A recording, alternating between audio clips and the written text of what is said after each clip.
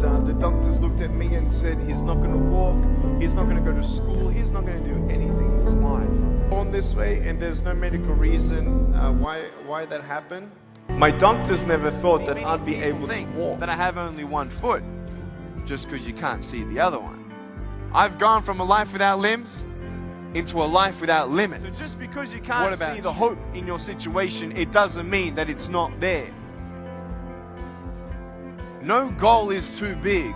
No dream is too far-fetched. It's as big as you can dream it. There are times in life where you don't see the purpose or the good in your situation. But just because you can't see it, it doesn't mean it's not coming. Who goes to the train station, looks down the railway and says, the train's not here, I'm leaving. You will wait for the train. Why? Because the schedule says that the train is coming. My brother and my sister were born with arms and legs. Sometimes in life, things happen that don't make sense. My doctors never thought that I'd be able to walk. And today, I'm walking. I'm from Australia. Anybody one day want to go to Australia?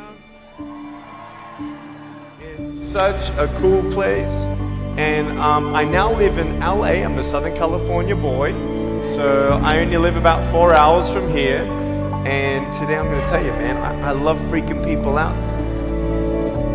My parents always said, Nick, you don't know what you can achieve until you try it. And the doctors looked at me and said, he's not going to walk. Well, he's not going to do anything in his life. And then my parents, they just loved me like crazy and said, you got to try. Try this, try that, try this, try that. And I'm thinking sometimes like, Mom and Dad, you're crazy, man. I have no arms, no legs. How would I ever be able to do this or do that? But they encouraged me and they loved me. And as human beings, we're waiting for stuff like that. We all want love. Everybody say love. Very good. We all want love. And I went to school and I wanted to be cool. You go to school and you want to be accepted, and so you see these guys and you're like, oh man, everyone swears like every third sentence, F this and F that and F and this and F. Like what? Like they think they're cool, And so I'm thinking, man, maybe I need to be like them to be cool. And then you compare each other with how we look, and I wish I was smarter, I wish I was taller, I wish I was shorter, I wish I was more popular, I wish I did this, I wish I didn't have that. I wish my life was different. That was me when I was about 8 years old. I looked at myself and I looked at everybody else, and everyone else had more than me. And I'm asking, why? Why me? Have you ever asked the why me questions, but get nowhere? If I had no answers from the doctors, and if I had no answers from my parents, I still have a choice every day in my life to keep going or give up. You see this book up here? This is my favorite book in the whole wide world. This is my favorite book, the Bible. And here I am.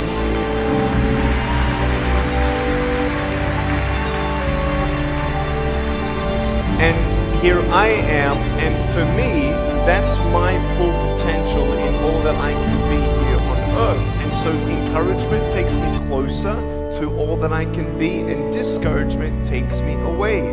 You see, it only takes 3 seconds for someone to tease me when I was at school and just say, you're ugly. You can't do this and you can't do that. And some of you thinking like, man, seriously? You had kids picking on you? Like, how heartless are those kids?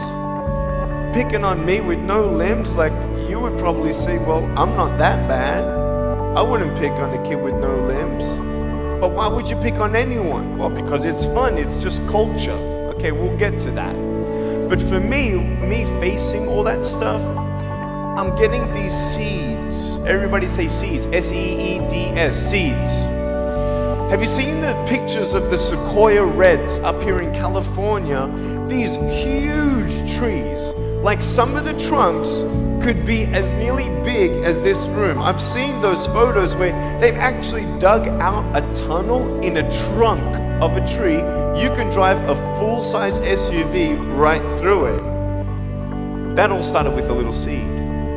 If you leave a seed of lies in your heart and in your mind, and you don't know the truth, if you don't know the truth, you will die with the lie.